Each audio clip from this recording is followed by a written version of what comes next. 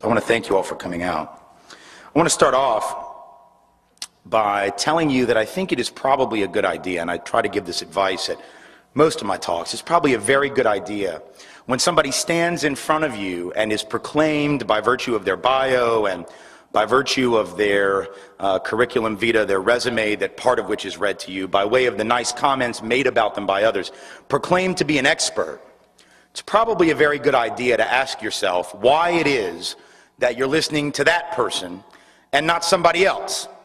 In this culture, we are led to believe that if someone stands before you, a proclaimed expert, that it must be because they are indeed the brightest bulb in the box, that they know something that the other people don't know. I am not standing in front of you, and you are not listening to me because I am the most informed person in the country on racism or white privilege, not because I'm the best speaker on those subjects. I am fairly good, and I intend to demonstrate that to you amply in the next hour.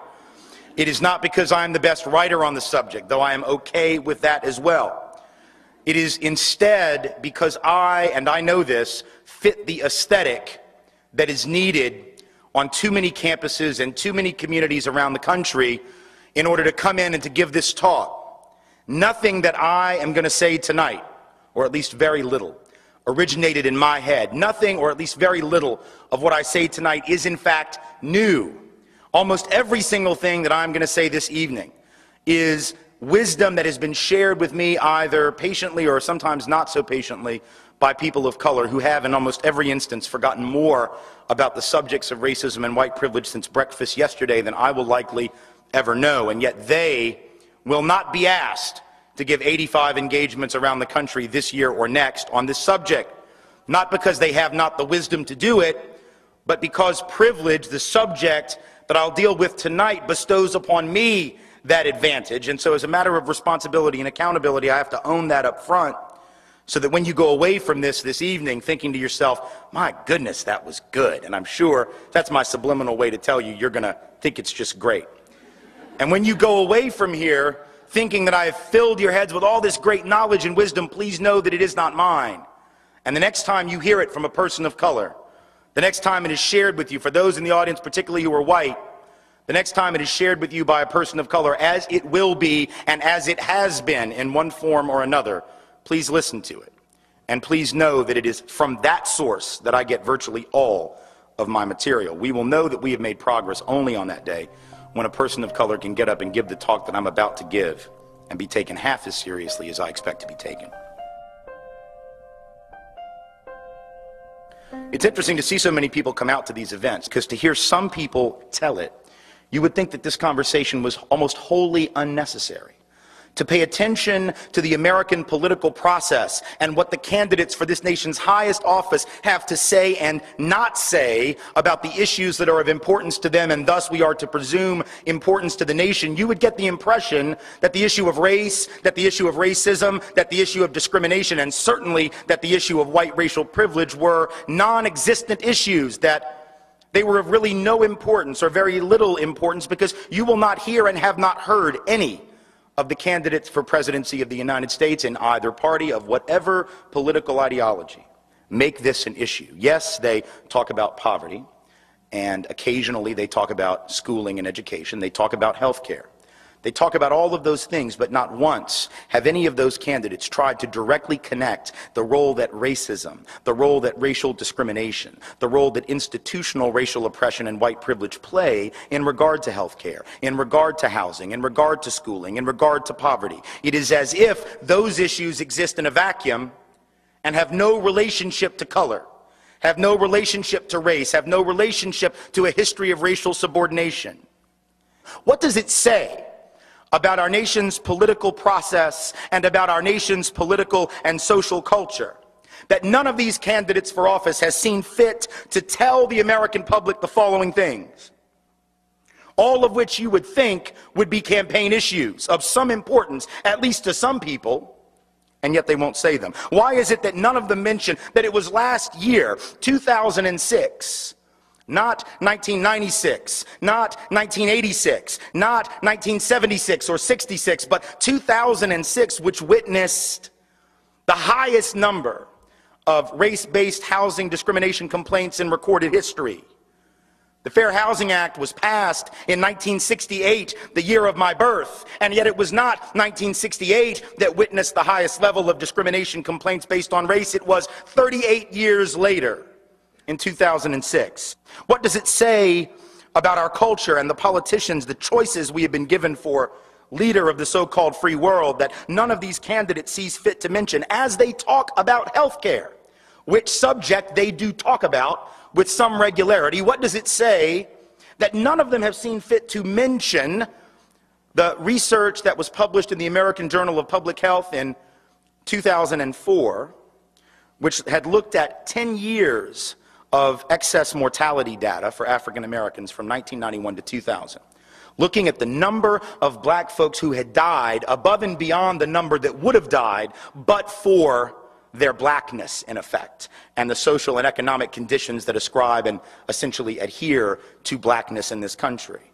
And what they found in that study, which received almost no media attention, again, published in an academic journal, not read by the average American, not read by political candidates, read by doctors and people who research the healthcare industry, but that's about it. This study found that between 1991 and 2000, there were almost 1 million black people in this country who died, who would not have died had they merely been white and had the average healthcare quality and access of the typical white person in this country. Had they been living in neighborhoods like white neighborhoods in which the levels of exposure to toxicity had been as low as it is in the typical white neighborhood, as opposed to excess exposure to toxics, pollutants, etc. in black and brown spaces.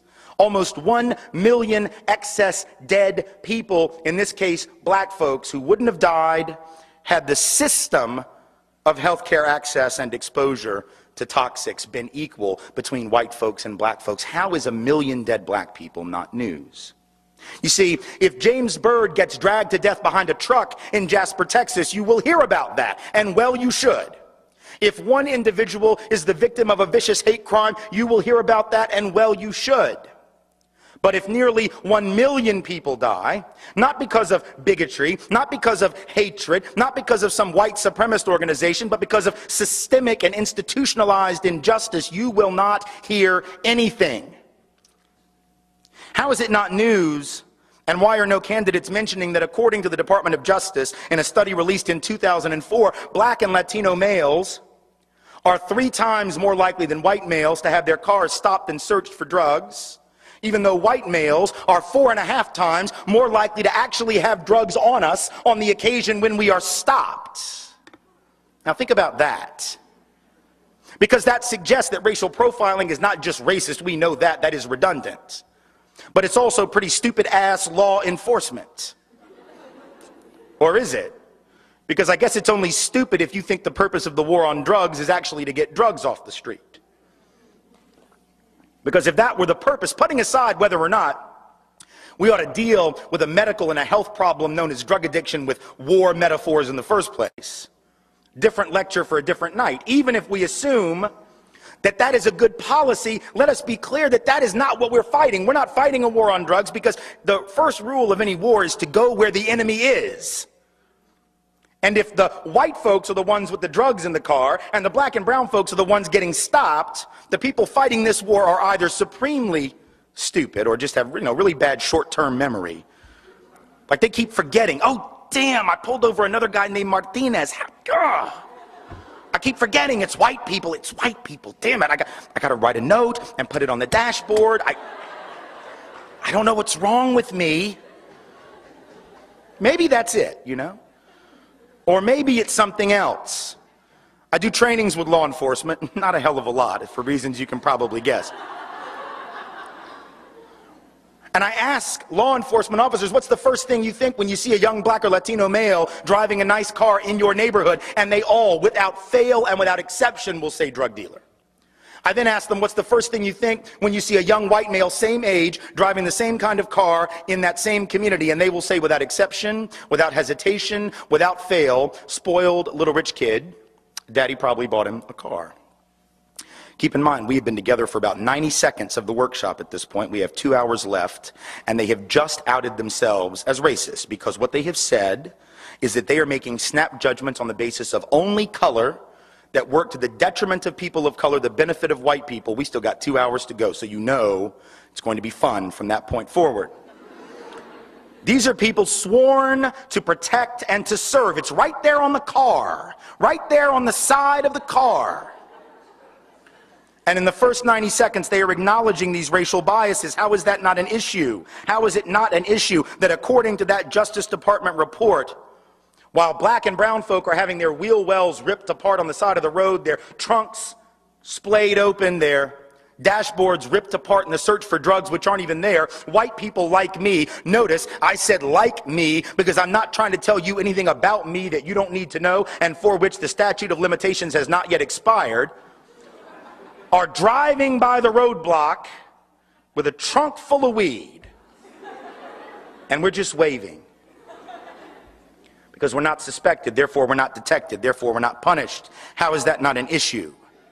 How is it not an issue that the typical white family in America, thanks to this history, this legacy of institutionalized oppression for some and advantage and privilege for others, how is it not news that the average white family in America, not the average rich white family, the average white family has 12 times the accumulated net worth of the average African American family, 8 times the accumulated net worth of the average Latino family, in large measure because those white average families have had parents or grandparents who, even if they didn't have much, even if they were not rich, nonetheless were able to procure a little house, a little property, maybe with an FHA or a VA loan in the middle of the 20th century, loans that were all but off limits to people of color as they gave hundreds of billions of dollars worth of assets and equity to those who were white. So that even white working class families on average, even white families with less than $15,000 a year in annual income, which depending on family size, that is technically legally the poverty limit. And yet the average white family with low income, less than $15,000, has the same average net worth as the typical black family with $60,000 or more in annual income.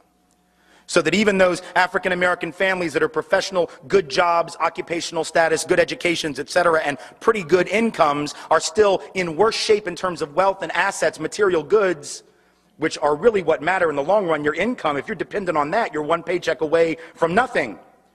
If you don't have assets, if you don't have wealth, if you don't have something accumulated, your income means very little. In the case of an economic downturn, and these working class white families who are struggling, make no mistake about it, nonetheless are on average going to be better off than those black families with 4 times as much annual pay. How can that not be an issue? I'm suggesting to you that the failure to talk about race, the failure to talk about racism and inequality on the basis of color, feeds the denial that is already far too prevalent among the white community. And having been white all of my life, I've been surrounded by that denial for a very long time.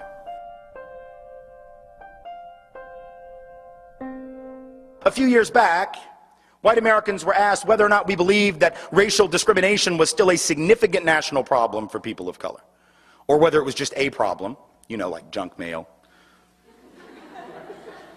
wrong phone number, 2 in the morning, you can't get back to sleep, it's raining and you want to go outside for a jog, you know, a problem, but one you'll get over, you know. Whether it wasn't much of a problem, wasn't a problem at all, or we just weren't sure. They also asked black and brown folk this question.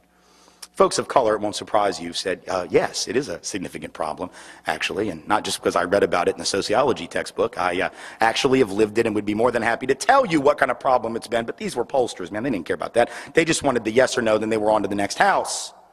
Then they asked white folks, is it or is it not a significant national problem, racial discrimination for people of color and against people of color, and only 6%, 6 out of 100 said yes, that it was a significant national problem. Just to give you an idea of how bad that is, I would have you compare it to a survey taken a few years earlier where approximately 12% of white Americans said we believed there was a fairly decent chance that Elvis Presley might still be alive.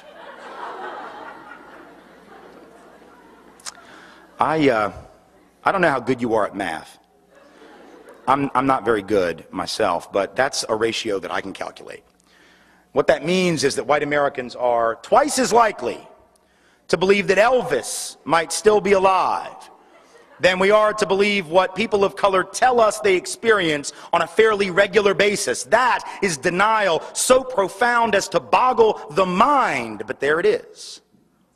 And the people who are saying it are not mean-spirited, they're not hard-hearted, they're not bad people. I firmly believe that most people are good people. I could be wrong about this, but I have two little girls, ages 6 and 4, and I choose as a parent to believe that most people are good. If you have evidence to the contrary, keep it to yourself. I do not want to know it or hear it this evening. What I do know is that those individuals who said that, as well-meaning as they may have been, that they really didn't see it as a significant problem, aren't new in their denial. See, it's one thing for young people to think that the problem is solved. I almost get that. I almost understand it, because if you're under the age of 25, maybe even under the age of 35, what you know, what we tend to know, younger people, about this history and about this legacy is what we see in that grainy black and white footage every MLK Day, or maybe during Black History Month. If I were to ask you, do you believe that folks of color had equal opportunity and were treated equally in this country in 1963? Or whether or not black children were treated equally in schools and had equal educational opportunity in 1962, I know right now that no one in here would say, well, of course, you know, naturally they did. 1963, that was a damn good year to be black or brown in America. What are you talking about? Everyone, regardless of your position about 2007, would quickly acknowledge how bad it was back in the day, because it's no sweat off your back. 44, 45 years later, it's easy to talk about how bad it was. But now, see, here's the trick. What do you think white folks said when those very questions were put to them in 1963 and in 1962? At a time when the apartheid system in this country was very much in full effect. It was before the Civil Rights Act, before the Voting Rights Act, before the Fair Housing Act. In retrospect, we can all look back and say how profoundly unequal it was.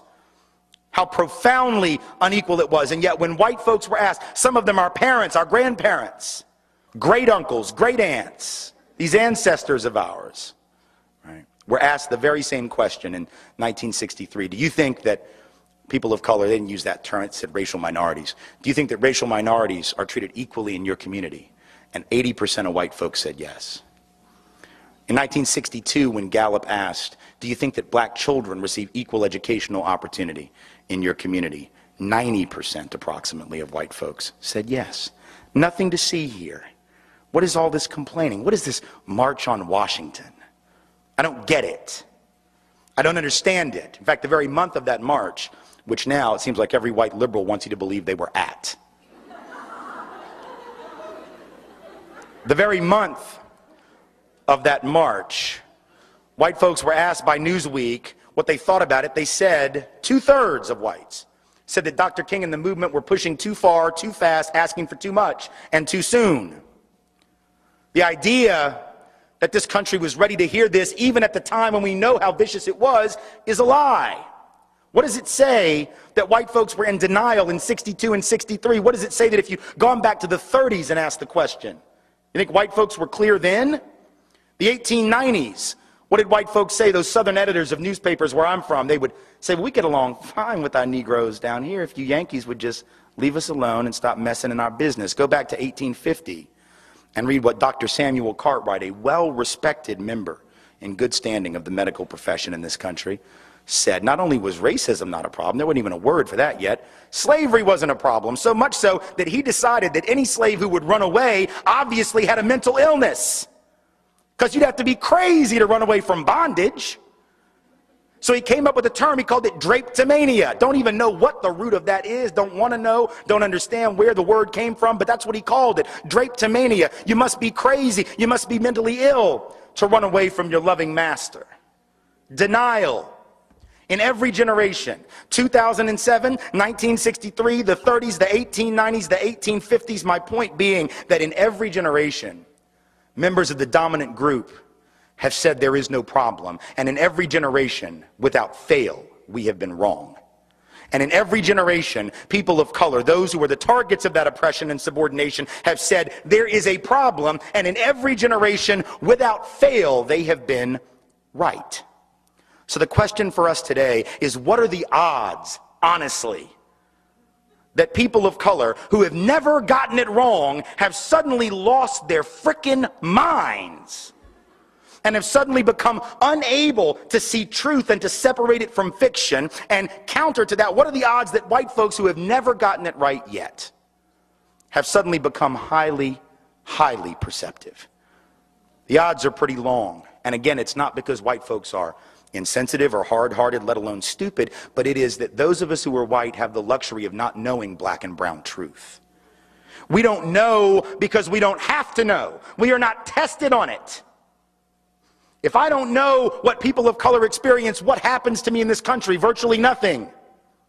But if people of color don't know my reality, if people of color don't know white reality better than white folks have to know it, if they cannot regurgitate it to us better than we would ever be able to regurgitate it to ourselves, all hell breaks loose. So people of color are going to have to know white history, white literature, white art, white theater, white poetry, white drama. I know we don't call it that. That's sort of the point.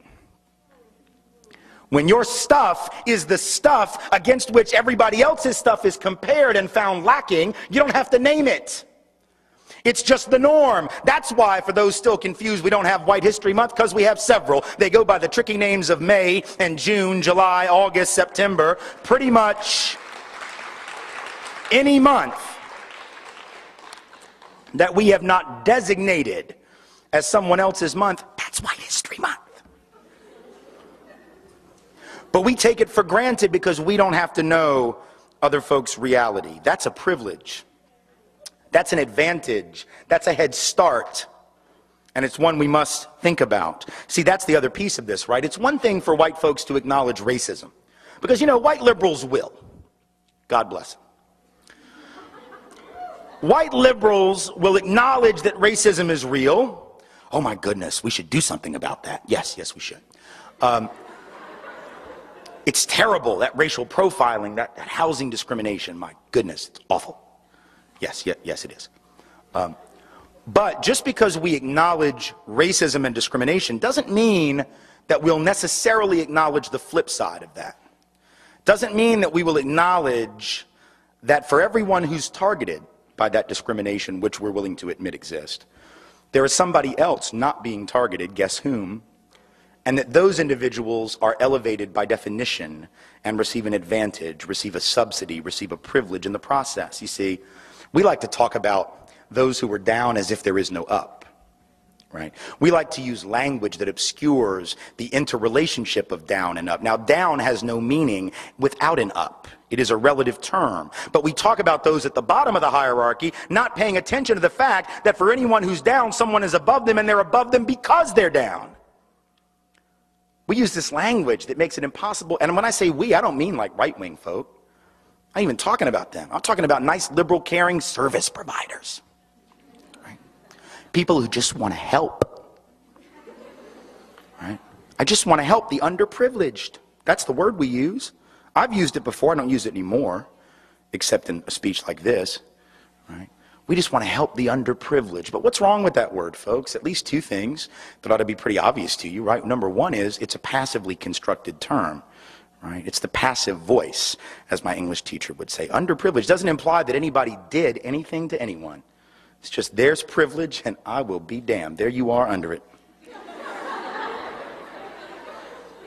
We could just figure out how you got down there. We could solve all the problems of the Western world. But we don't want to know how you got down there. No, that's why we came up with that bumper sticker. Stuff happens. That's the G-rated version. That's a bumper sticker that only a straight white upper middle class male could have made. Because anyone who isn't straight, anyone who isn't male, anyone who isn't white, anyone who isn't upper middle class knows that stuff doesn't just happen.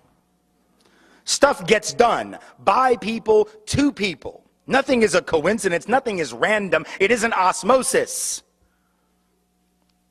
And so we act as if it's some passive thing, but yet that's not the case. And the second problem with the term underprivileged is even bigger than the first one, is it's a relative term.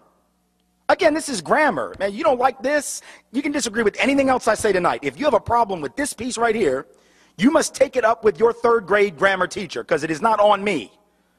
If we use the word underprivileged, then by definition there must be an overprivileged, but we don't use that word in polite conversation. Indeed, it doesn't exist in any dictionary to be found on the planet. If you don't believe me, go back to your res hall, go back to your apartment, go back to your home, go back to your place of employment, And tomorrow I want you to punch in two little words. The first one, underprivileged. Make no mistake, your spell check is going to recognize that word.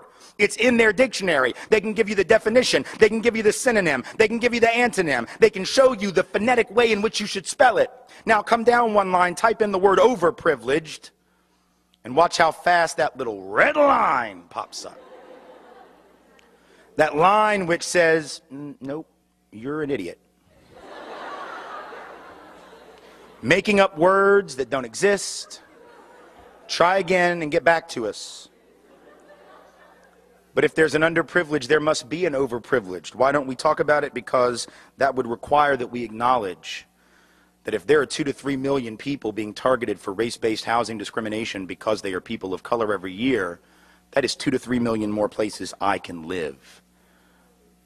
If people of color are being targeted and profiled and I'm not, that is an advantage. It may or may not have material consequences. A lot of privilege isn't about material acquisition, so please know this. When I talk about white privilege, I don't even mean money necessarily. For some, it definitely translates to that. For some, it has certainly meant that. But even for those white folks who don't have that money, white privilege is real at the psychological level. I grew up for the first 18 years of my life in an 850 square foot apartment where the plumbing was always leaking, the air conditioning was constantly busted, we had no savings, we ran cars into the ground until they just stopped running, took no vacations, had no assets, had no credit that wasn't bad credit. So I was one of those white folks who certainly didn't have class privilege, and yet I had the knowledge that I was perceived in school as highly capable, not because of my class background, which was no great shakes, but because I was seen as a bright, capable white child, and students of color who were every bit as capable as I were tracked low while I was tracked high. I could make bad grades, and I never seemed to fall out of favor in those types of classes because I was seen as simply underperforming, not quite living up to my standards, you know. So I received the psychological edge of knowing that in those classrooms, if I didn't do well, and I often didn't, I was a bad student. But if I didn't do well, I never had to worry that that would be ascribed to my race. I never had to worry that someone would say, well, of course he's not good at that because, you know, he's white. Because unless I was going to be trying out for a job that involved jumping or dancing, what stereotype exactly is working against me as a white person? There aren't many. But for people of color, it's a whole different ball game.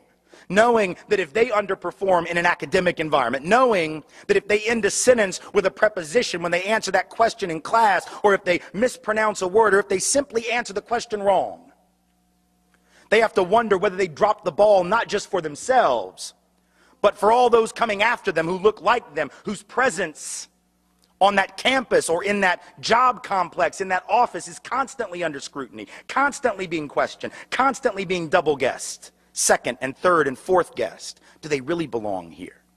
That's what it means to be white, is never having to worry that you're going to trigger a series of negative stereotypes about your group, and if you're not able to overcome them, your opportunities will be limited. Yes, white women will face that on a gender level, but on a racial level, those who are white will never have to worry that their missteps, that our missteps will be attributed to our racial defect of some sort. And the research is very clear that that privilege, having one less thing to worry about, having one less thing to sweat in the classroom, trying to get the loan at the bank, at the job, or whatever the case might be, that has significant dividends. Because to have one less thing to sweat in a competitive society is the thing that separates oftentimes success from failure, or big success from medium success from smaller success. And the research is very clear that on an academic environment in particular, those persons who are constantly having to worry about whether or not their performance is going to trigger that negative group stereotype, that the mere anxiety caused by worrying about that is enough to drive down academic performance on standardized tests and in classroom performance, even when they are equally or better qualified than their counterparts who don't have to think about that. So it's a huge advantage to have that one less thing to concern oneself with, to not have the burden of representation, to not have to, in the parlance of the modern era, hold it down for white people. Because we as white folks know we don't have to do that. We also know that what other white people do won't stick to us. We have 19 men who happen to be Arab and Muslim who fly planes into buildings, and we have otherwise rational human beings running around insisting that we should stop and search everyone like them at the airport.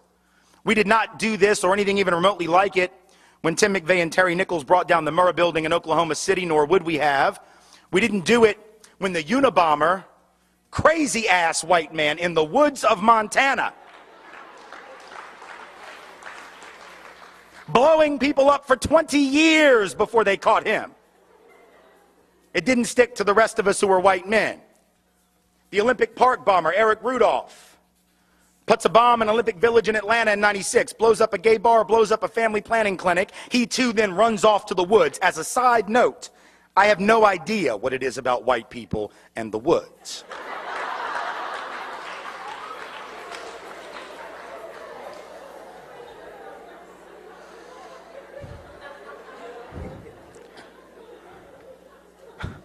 But whatever it is, probably explains why black folks don't do a lot of camping.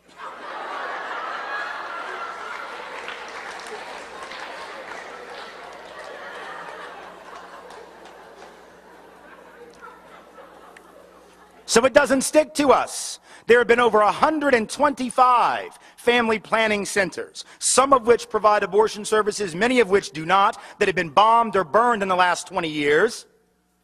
And every single one of them, according to the FBI, have been white. They've mostly been men. They claim to be Christian. Different lecture for a different night. 125 or more. 125 plus McVeigh and Nichols is 127. Unabomber's 128. Eric Rudolph is 129. 129 confirmed terrorists who are white in this country in the last 20 years. It sticks to nobody who's white. 19 Arab Muslims, and it sticks to everyone who is either 700 million Arab folk on the planet, 1.5 billion Muslims on the planet. To assume that we know something about them based on the acts of 19 is to commit what any statistician will tell you is sampling error. It is mathematical illiteracy. And yet we do it because we can. Privilege, not having to worry about it. But let me suggest to you something, because the title of this talk, after all, is The Pathology of Privilege. And I want to be very clear that privilege of not thinking about it, that privilege of not having to know someone else's reality, that privilege of being able to ignore it, and the privilege of benefiting from the inequality, having a certain leg up, actually is very dangerous.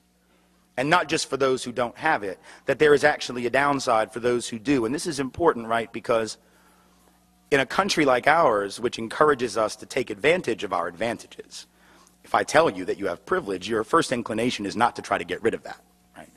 That's not the culture in which we live. But I want to suggest to you there are reasons why even those of us who benefit in relative terms from racism and institutional white supremacy should care about this, not out of some altruistic, I want to help other people impulse, but because it is actually dangerous for us as well.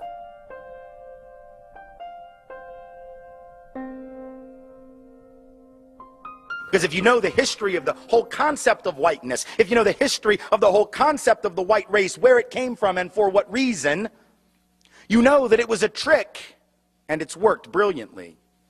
See, prior to the mid to late 1600s in the colonies of what would become the United States, there was no such thing as the white race. Those of us of European descent did not refer to ourselves by that term really ever before then. In fact, in the old countries of Europe, we had spent most of our time killing each other. We didn't love each other. We weren't one big happy family. The side of my family that comes from Scotland, hell, they didn't even worry about fighting people outside of Scotland. Highlanders and Lowlanders just fought the hell out of each other. So there was no white race, but in the colonies of what would become the United States, what did we see in the 1660s, 1670s? We began to see that Africans of indentured servant status, many of them not enslaved yet, they were not necessarily permanently enslaved. Some were, others were indentured, like many poor Europeans, for periods of 7 to 11 years. They could work off their indenture and then they would be free labor technically.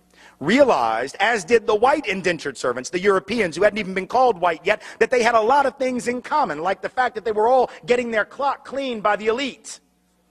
And so they would get together more than our history books taught us, to foment rebellion against the elite, to try to get a better deal for themselves on the basis of economic necessity and economic justice. And what did the elite do? When you see that you're outnumbered by black and white folks who are penniless, landless, peasants, you have to do one of two things. You either have to kill them all, but you can't do that because who's going to work? Rich folks weren't going to. They had to get poor people to work. The whole point was to be a person of leisure back in those days. That was the goal, was not to work. So you couldn't kill them all. You didn't want to kill them all. You had to do the work yourself. You had to build your own levee, build your own house. No. Pick your own tobacco, harvest your own cotton. No, we're not going to do any of that. So you can't kill them, but you can co-opt them. And so the elite in Virginia, for example, in the colony, begins to give certain carrots to people of European descent, saying things like, you know, we're going to let you own a little land. Not much, but just a little. And we're going to get rid of indentured servitude. Now you're free labor. And by the way, once you're free labor, you get 50 acres of land. Just because you're free labor, see? So we're going to cut you in on this deal. We're going to let you enter into contracts. We're going to let you testify in court. And here's the best of all. We're going to put you on the slave patrol to keep those people in line, right? The idea was you're still going to get your clock cleaned. We still don't like you. We still aren't going to really empower you or change your economic subordination. But we're going to make you honorary members of this team, and you're going to help us keep those other people down. And so they got a little taste of power, and it did effectively divide and conquer those coalitions. Those rebellions began to stop almost instantly. Fast forward to the Civil War era, you have rich white folks in the South, where I come from, standing up and openly admitting that the reason they're prepared to secede from the Union, and the only reason they ever articulated publicly, ever, was to maintain and extend slavery and white supremacy not only where it already existed, but into the newly acquired, that is to say, stolen territories from Mexico to the West. That was what they said. Now we lie about it. We say it wasn't about slavery, that it was about states' rights. Yes, the right of the states to keep and maintain slaves, exactly. But back then they had no shame, so they didn't try and cover it up. They openly said it, but once again, the rich didn't want to go do the work. Are you kidding? No. They're going to get poor people to go fight for them. And the poor folks didn't even own slaves. Now think, how do you get poor people who don't even own the shirt on their back, let alone slaves, to go fight to keep your slaves for you? You've got to convince them that their skin is more important than their economic interest. Because think about it, if I am a farmer who has to charge you $1 a day or $2 a week to work on your farm and harvest that tobacco or pick that cotton, but you can get a black person to do it for free because you own them, who's going to get the job? Not me. In other words, slavery actually undermined the wages and the wage base, the economic floor of the typical white working class or low-income person. But they were told, if these people are freed, they're going to take your job. No, fool, they got your job. That's the point.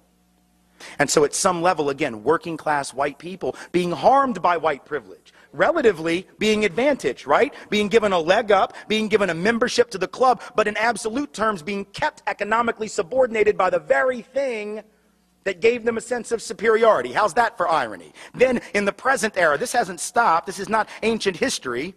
Now we have people running around insisting that we should close the border with Mexico because if we don't, the wages of working class people will continue to fall. The implication being that the only reason workers are paid like crap in this country is because the border is open.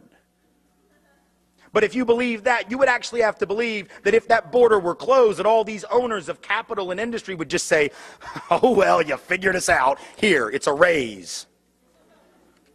Do we really believe that the only thing keeping bosses from paying people more is the presence of low-wage, medium, semi-skilled labor from south of this artificial border? Is that really what we believe? We know that if that border is closed, it isn't going to be closed to capital. It isn't going to be closed to goods. If you have a border that can be crossed by capital looking for the highest return on investment or goods looking for the highest price, but labor is chained to its country of origin, how is that going to work to the benefit of working people? By definition, it doesn't. By definition, it immiserates the working class.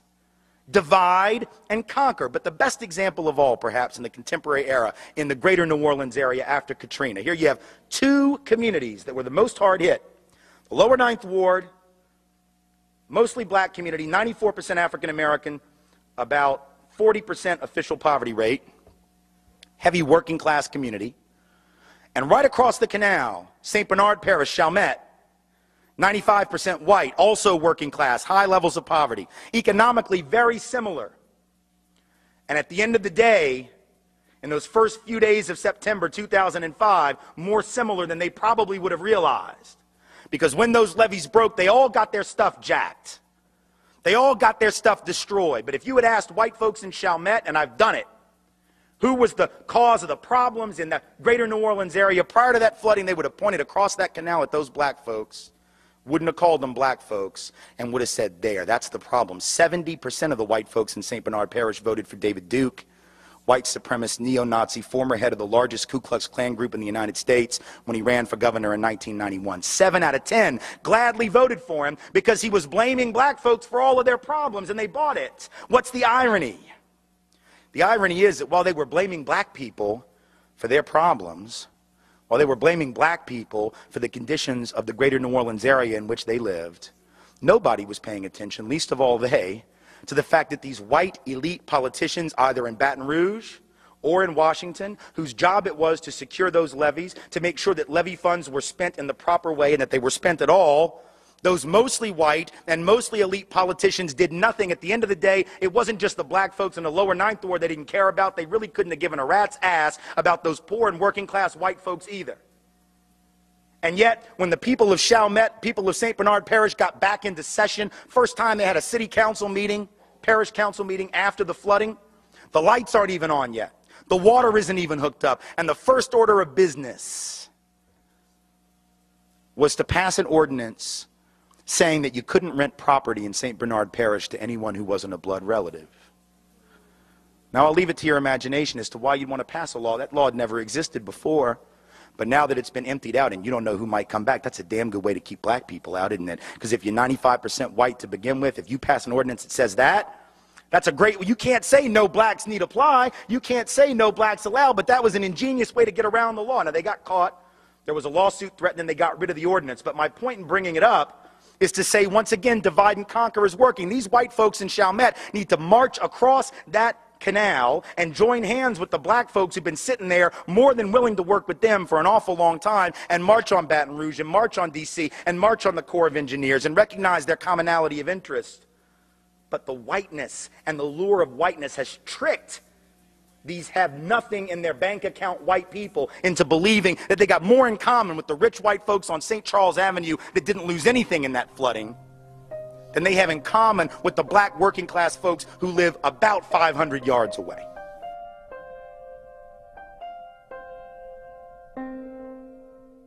That's what white privilege does to white folks, but that's not all. It also creates an intense anxiety, like a mental dysfunction, an emotional anxiety and distress.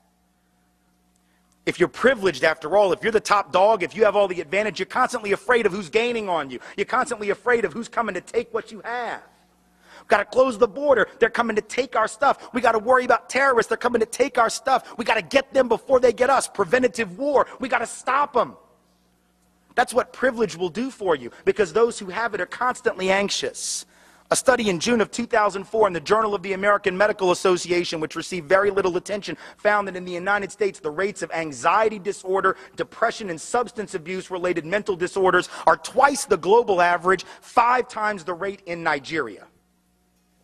How is it that the most powerful and privileged people on earth can have so much more anxiety than people who live in war-torn areas? Civil war, political corruption, amazing problems, often famine, all kinds of hardships that for the most part we don't see, at least in the same abundance, let's say, in the United States, and yet it's here. That the greatest level of anxiety, I would suggest that the reason that happens is because it's the privilege that generates the anxiety. It's that constant fear of keeping up and staying ahead that generates the anxiety, the mentality of entitlement. The mentality that says, this is our world and we get to make the rules in this world, and then we come to find out not so much.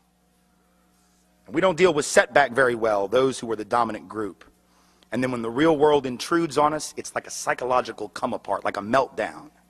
So when those people in Littleton, Colorado had their school shot up at Columbine, or when the folks in Santee, California, Santana High School, Springfield, Oregon, Thurston High School, all of those nice white spaces, which from the mid-90s to the early 2000s seemed like at least once or twice a year there was another one of these mass school shootings, and almost every single one of them committed by a white male of upper middle class background in a place where everyone said this wasn't supposed to happen here.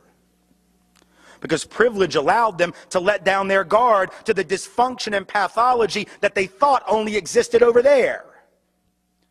So we don't notice that Dylan Klebold and Eric Harris are building 35 bombs in the basement. Because privilege means I don't even have to know what my kids are doing. I ain't seen them in like a week. I'm taking classes at Home Depot. No kids of color could have gotten away with that. 35 bombs in what basement? A. B. If folks of color roll up to the Ace Hardware looking for bomb supplies, they are not going to be sold them. But these white middle-class folks drive up in nice cars looking to get some pipe bomb material, some explosives, some real short fuses. And it's for a science fair experiment. Sure, here, you know. All right, privilege. Usually it works out pretty well. 364 days out of the year, it goes okay. But if day 365 is April 20th of 1999 and your kid goes to Columbine High School, you really don't care much about the other 364. Because when you have that privilege of living in that bubble and you don't have to think about what you don't have to think about, remember, there may come a time when you have to think about it. When 9/11 happened, notice the different ways that white folks and folks of color by and large reacted. Oh, everybody was scared, everybody was angry, everybody was upset, everybody's freaking out. But now, there were only some folks who went in front of microphones and said the following, and they were all white that I saw. Why do they hate us? Why? Why? Why would anyone hate the United States of America? I don't get it. See, people of color, they didn't say this. And it's not because folks of color hate this country, but folks of color have historically a love-hate relationship with the society. Loving certain things about it, hating other things about it. But here's the more important point. To be a person of color in this country is to always have to know what the other guy thinks. It is to always have to know what other people think about you, because if you don't, if you for 1 minute forget what other people might think about you, your life is in danger. But to be the dominant group is to have that luxury, or to think you do. To think you do. Of not having to care what other people think. Because you're the big dog.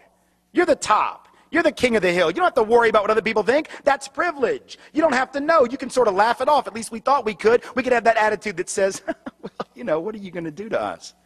We're big and bad. We spend $400 billion a year on defense, fool. If you come for us, we will bomb you back to the Stone Age. And if you're already there, we'll take you back to whatever the hell came before the Stone Age. Because we can. And then 19 guys with $37 worth of box cutters, $1,000 worth of plane tickets, and a pissy attitude pretty much said, okay, I'll tell you what. You spend your $400 billion a year on defense, and here's the deal. Me and my boys are bringing these buildings down anyway. How do you like us now?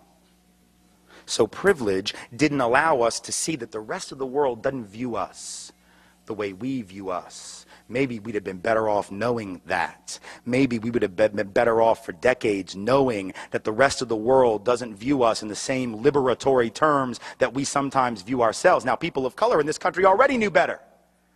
Because when they asked white folks and black folks before the invasion of Iraq, good idea, bad idea, the folks without privilege said, Black folks were just like overwhelming, no, no. They asked white folks, and 2/3 of white America said, hell yes, we must do this. They're going to greet us like liberators. See, that's privilege speaking. Privilege says, surely they know we're liberated. Surely they know. Rumsfeld said we're going to be greeted like liberators. Dick Cheney said it. They know so much about combat. Surely this will work out well. People of color, no. Because folks of color know that even if you don't have very much, folks without much will kill you for the little bit they have. Or you could invade Washington Heights tonight, but I don't recommend it. You could invade the South Bronx tonight, but I do not recommend it. Because the folks who were there may know full well they don't have much. But they will indeed kill you to keep what little bit they have. And see, victims have long memories. And so the people we claim to be liberating don't forget that their oppression came at the hands of a man that we supported all of those years. They don't forget that. But those who create that victimization have short memories. We have the luxury of forgetting, so we go in because privilege says it'll work. Privilege says it'll work. Privilege says it will work. And then we come to find out maybe it doesn't work as well as we thought. And maybe we should have listened to the folks without privilege, who know a little bit more about how oppressed people respond to invasion. Invasion doesn't bring liberation, and black and brown folk know it. They've been there. They've done that. But the privilege had this luxury, and I remember 3 days into the war, getting an email from a guy who was angry at me for having written some anti-war essays, and 72 hours in, he's writing me an email, and he's saying, see? 72 hours into the war. This is what kind of channel surfing culture we are. 3 days of war, and we're winning, so it's cool, you know. See, and this is what he said. He said, see, you dirty, stinky, no bath taking, Birkenstock wearing, hippie, anarchist, communist, you were wrong. I said, really? How do you know that we were wrong? Well, because it's going, look, we're winning. They love us. I said, really? How do you know that they love us? And he said, well, I opened the paper today and there was this great AP photograph right there on the front page of a little Iraqi kid giving the thumbs up to the soldiers, our soldiers. See? So they love us. They are greeting us like liberators. You all were wrong. I said, okay, and I'll tell you, or I'll ask you what I asked him. Again, a cultural competence quiz. What do you think this means in Iraq? Do you know what this means throughout the so-called Middle East and much of North Africa, Egypt up? It does not mean, keep up the good work, I love what you do. This instead is the functional equivalent of flipping you off. So this 5-year-old child is punking our entire nation.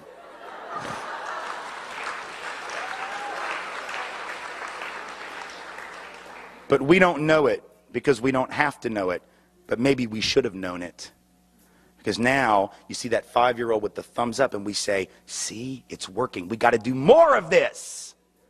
And though I'm making light of it, I'm doing it only because sometimes you have to laugh at the absurdity of this system so as not to cry. There are thousands of parents in this country and hundreds of thousands in Iraq and in Afghanistan who are going to be have already buried their children, and are going to continue to bury their children this week and next week and the week after that and the month after that and the month after that, and to hear the politicians in this country tell it for years. They're going to keep burying their kids because of this hubris, because of this privileged mentality of entitlement that says the world is ours to shape in our image, that we have the right to make it over and everyone else will bow before our superior firepower, and the rest of the world has, in case you have not noticed, pretty much called bullshit on that. So at some point we better worry about privilege, not just because of what it does to the ones without it, but what it does to us, what it turns us into, what it allows our policymakers to do in our name, which is not actually in our interest. We better understand that this is a system that is every bit as capable of hurting and killing us. We are not the first targets. No, we are not the intended targets. We are perhaps the collateral damage of this system, but damage nonetheless. And if we don't want that to continue, if we want to be free of that risk that we ourselves are now placed in, we have to care about it not as an act of altruism or paternalistic concern, but as an act of self-interest and self-liberation. And this is our job, and this is our duty, irrespective of our guilt.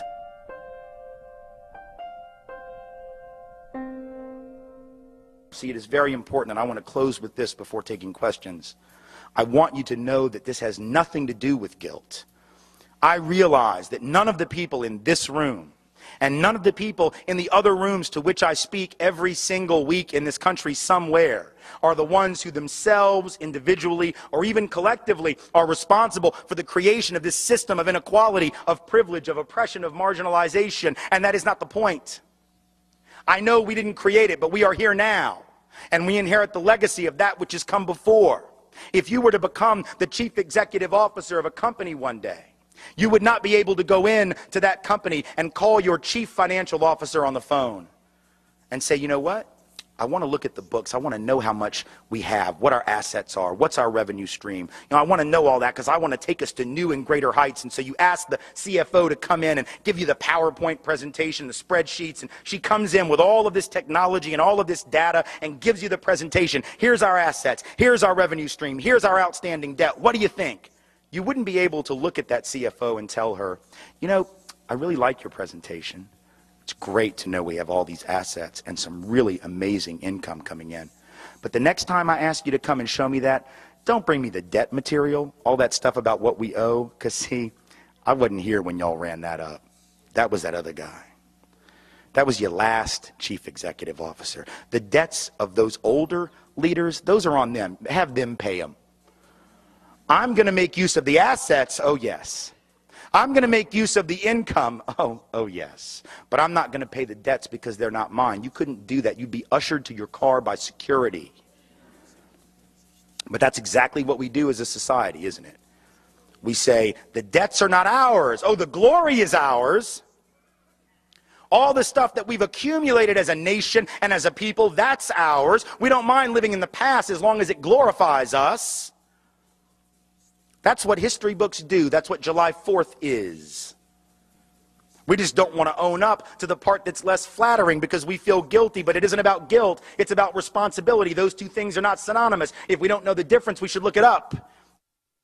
When we get tired of living in the funk, in the residue of that which has been given to us by others, with no regard for the impact and the damage that they would do to us and to our children and grandchildren and great-grandchildren if and when we are lucky enough to have them. When we get tired of living in that residue, in that funk, and saying enough, then we'll get busy cleaning it, not because we created it, but because we're the only ones left to do the job.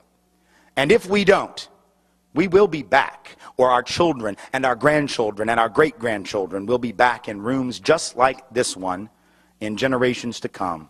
But I assure you that if they inherit this legacy, as we have inherited, the stakes will be far greater, the risk will be far greater, and the odds of success and victory at creating justice and opportunity for all will be far more remote. And so if we don't want to see that day come, it is up to us to get busy. It is up to us to take responsibility, not because we are guilty, but because we are here. Thank you very much and take care.